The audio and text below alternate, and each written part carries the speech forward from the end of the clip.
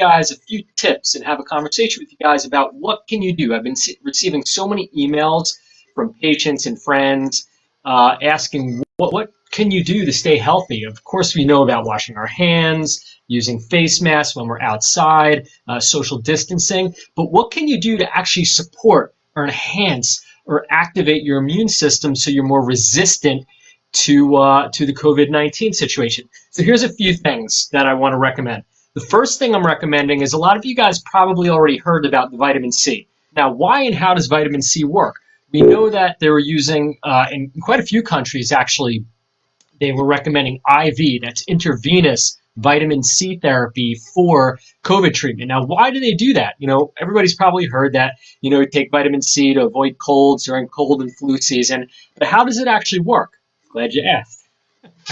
So what happens when we take vitamin C, when it breaks down in the body, it actually turns into partial hydrogen peroxide. Now, hydrogen peroxide is a great antimicrobial, as we know. This is actually what our white blood cells use to fight off microbes, viruses, bacteria, fungus, any infections that our body doesn't like. That's the shooting power. So when our immune system gets activated and our white blood cells go after microbes, what it does is it blasts them essentially with hydrogen peroxide. And hydrogen peroxide is something that we know that's very, very useful to pretty much take out and destroy viruses and bacteria in the body, specifically viruses. So that's how it's useful. The only thing with vitamin C is there's a couple things we need to know. If you take just like vitamin C powder, vitamin C tablets, a lot of it will break down in the digestive system, won't even get to your whole body so it can be used.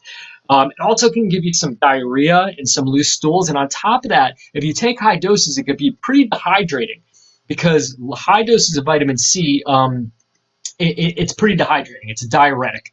So it emulsifies fat. It can be used for weight loss and edema, fluid accumulation. Obviously, we know it's good for the immune system. So just be mindful when you're taking vitamin C. First of all, pay attention to your bowel tolerance. And second of all, make sure you're not drying out. You'll see like around your lips, the corners of your mouth may start to dry out a little bit. That's an indication that you might be taking too much. Now, this is the type of vitamin C that I recommend, that I have my patients take. It's called lipospheric vitamin C.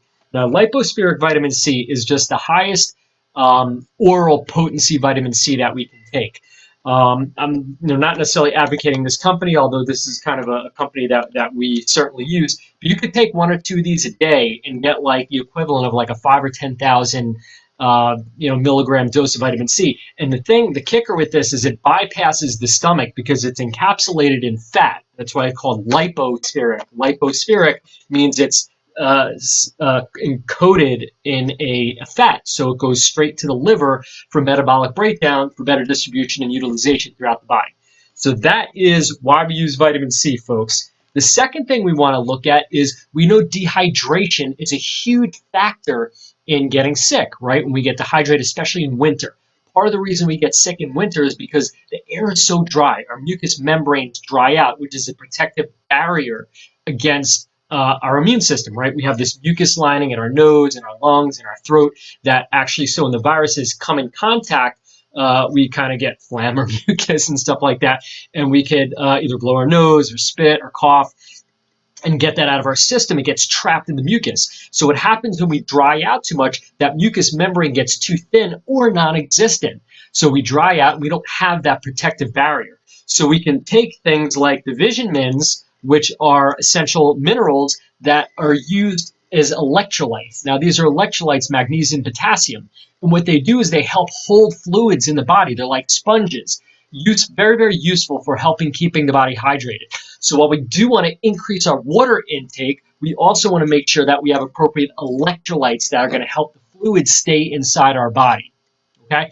So fluid plus electrolytes. And also on top of that, we really want to watch stimulants. You want to watch the amount of coffee and energy drinks and sugar and alcohol. Like, it's not the best move right now. If you ever thought about quitting smoking or reducing alcohol or caffeine, like, now's a really good time because all those things will really contribute to dehydration. And if you are using caffeinated beverages or stimulants, alcohol, make sure that you drink enough water, like 1 cup of coffee, cup of water. Best thing too is to have, you guys have probably heard me say this already, is have water first thing in the morning if you're a morning coffee drinker. So again, use electrolytes and water to help keep yourself hydrated, because dehydration is a big factor and renders us more vulnerable and susceptible to attacks from viruses. So the next thing we want to talk about is gut health, right? Gut health is really important. One of the most important things with gut health is to keep our bacteria, our proflora, our friendly flora in our gut. These are things like probiotics, acidophilus, bifidus, and the product we use is the ocular microbiome support. So that is our full spectrum. Really, it's a high quality and probiotic product that we use. It's one of the best I've found. It's one I use with myself and my family. And keeping a healthy gut and digestive system is going to be very, very important for keeping our whole system healthy. In Chinese medicine, is a lot of talk about in functional medicine as well as the digestive system being the origin of our immune system. So for healthy digestive function, it's going to support a healthy immune system, and that starts with taking a couple of probiotics. And again, if you can take the ocular microbiome, or just go to your health food store or your pharmacy, or go online now. You can order from Amazon or wherever else you're going to order from a good full spectrum probiotic to make sure that you're getting your intestinal flora to keep that healthy environment in your intestines. So the last thing I want to talk about in terms of supplements that I'm recommending that are useful. I'm going to have another section on Chinese medicine. This is more like supplements and stuff. We're recommending our Canavision. All right, a bunch of you guys know about our Canavision. Now, why would we recommend Canavision? Right, Canavision is our CBD product. How on earth, we've promoted and talked to you guys and educated you guys that this is good for your vision, but you may not know that CBD. So let me back up for a minute. So the Canavision product we use is high in two cannabinoids. The first is CBD. The second is CBA. Both are very, very strong at helping control inflammation, which we know is one of the things that drive, viral infections. The second thing is, again, it's very, very high in a cannabinoid called CBA. CBA is one of the best things to stimulate and activate your immune system. And it's regulatory. So people say, well, if I have allergies or I have autoimmune or I have these chronic inflammation, I don't want to activate or stimulate my immune system. I'm immune suppressant drugs. It's regulatory. So what I love about CBA and CBD, that combination, what it does is it modulates and regulates the immune system. So if you have a weak immune system or you're immune compromised and you're dealing with, even if you have a history of cancer, you catch colds really easy, or you're just, you tend to get flu and allergies in the springtime and stuff like that, that's an indication of a weakened immune system. So what happens is we use things like CBD or CBA, and I'm going to talk about dosing in a minute and the type of CBD that's best to tonify or strengthen the immune system. All right, we're really kind of strengthening that. So on the other side of it, if we have a hyperactive immune system, say of like rheumatoid arthritis, you have MS, you're dealing with Crohn's or colitis or asthma or any like you get like hives or anything like that, anything where your immune system is hyperactive, we're using the Canavision, again, which is a high potency, full spectrum CBD and CBA combination to help stimulate the immune system. Now, on the side, I'll give you guys my own testimonial on this. My constitution is that I generally have a pretty low immune system. I've had this issue since I was a kid. I always get cold and flus whenever they're going around. Ever since I was a kid, I've had pretty much every flu since I can remember. When I was a little kid in like kindergarten, first grade, I was home. When the Japanese flu was going around, I got that. So about 15 years ago, I had West Nile virus. So historically, I know that I'm very susceptible to catching colds. Every single holiday season without failure for the 48 years that I've been on this planet, that I'm aware of, I've always been sick. Every cold and flu season, I'm good for at least one or two colds during the winter, and usually average maybe 4 colds a year on average. And it's just kind of been par for the course for me. So probably about a year ago, when I started really doing heavy investigation into CBD and CBA, I started to take my own product. I started taking it because obviously I was advocating for it. It's good for neurological health and inflammation, all the stuff we talked about. But I wasn't aware of the immune support systems. So I have not gotten a cold in 9 months. For me, it's like miraculous. I've had a bunch of other benefits, but that's something I hadn't planned on. and I wasn't really aware of. And I went through this cold and flu season that we had last winter, and like all my patients were like sick and had anything from like mild colds to stomach flus to severe flus and everything like that, where they're down for like 2 or 3 weeks. So I have a very busy practice. We have like 40 to 60 patients a day coming through here. A lot of them were having colds, so my exposure is very high. So for me, it was like, oh my God, like I just realized it at the end of February. I was like, I didn't get sick. It's like, hooray.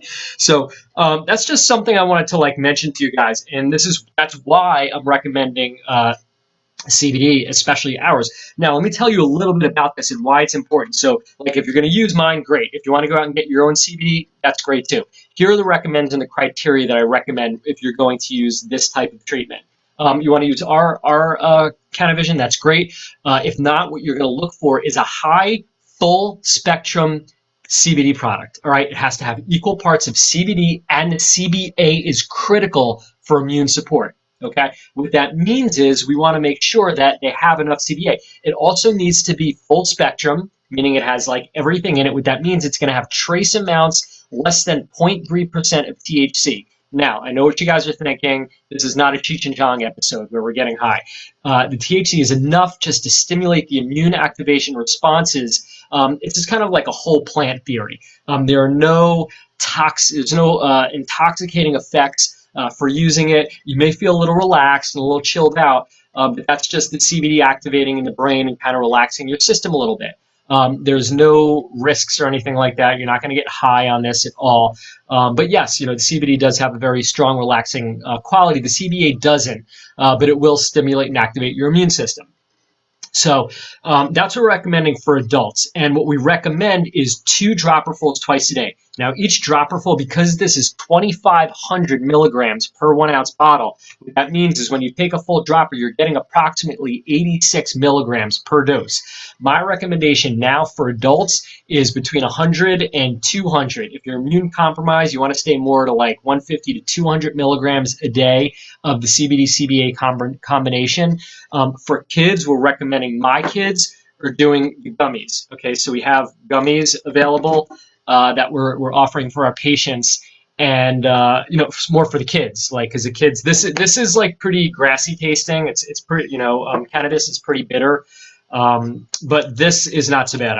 My kids are really picky, so we were able to get them on that. So that's an alternative if you want to have your kids, take CBD and everything like that. And if there's issues with their the taste and stuff like that, which is usually something, the primary issue with kids. But totally safe, things you want to, something you want to consider. Dietarily, again, we're going to go back to reducing alcohol, caffeine, anything that's stimulants and junk food and stuff like that. We really want to have whole foods and stuff like that to really, maximize our immune system and our health. More alkaline diet is better now. Stay away from junk food. Things like juicing. I know a lot of us are staying home. We're not really exercising much. We're kind of getting lazy. So one way to help with that is in the morning, make yourself a green smoothie. All right, that's going to help detox. Got a lot of fiber in it. Help clean ourselves out. We talked about staying hydrated. The last thing I want to tell you guys is make sure you're taking enough dietary fat. And again, this could be through flax oil, fish oil, coconut oil, olive oil, whatever you're taking to. That's going to also help with your immune enhancing capacity, right? It's a strong immune system, requires good healthy fats as well. And finally, you guys probably heard this. The last thing I wanted to mention is if you don't already know this, please don't use ibuprofen right now. If you're not sure, because the problem is we don't know yet. People have it, they don't have it, we're not sure. So right now I'm recommending everybody pretty much just stay away from ibuprofen. If you need a pain reliever, an NSAID or something like that, please use acetaminophen, which is Tylenol.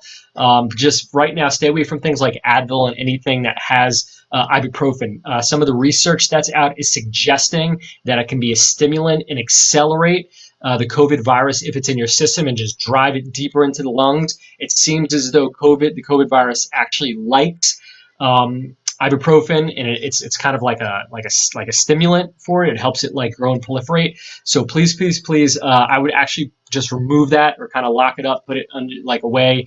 Just don't leave it out if there's anybody in your family who doesn't know. So I'd kind of either throw it out or get rid of it for now, and just focus on taking acetaminophen for Tylenol. So those are the tips I want to leave you guys with. If you guys have any questions or anything like that, please hit me up. Right now, the way our clinic's going, we have completely limited our schedule. We're on a very, very, very low-level schedule of seeing a few patients. So if you're interested in making an appointment, great, you can reach out to us. If you are staying at home in social distancing, we highly appreciate that, and we do recommend and advocate for that. But we also do realize that we have some patients who are dealing with health issues and some eye issues as well that do need ongoing care. So if that's something you're concerned about, feel free to reach out to me or my staff, and we'll answer your questions and keep in touch with you. Take care. Stay safe, guys. Take care, and we'll see you soon. Bye-bye.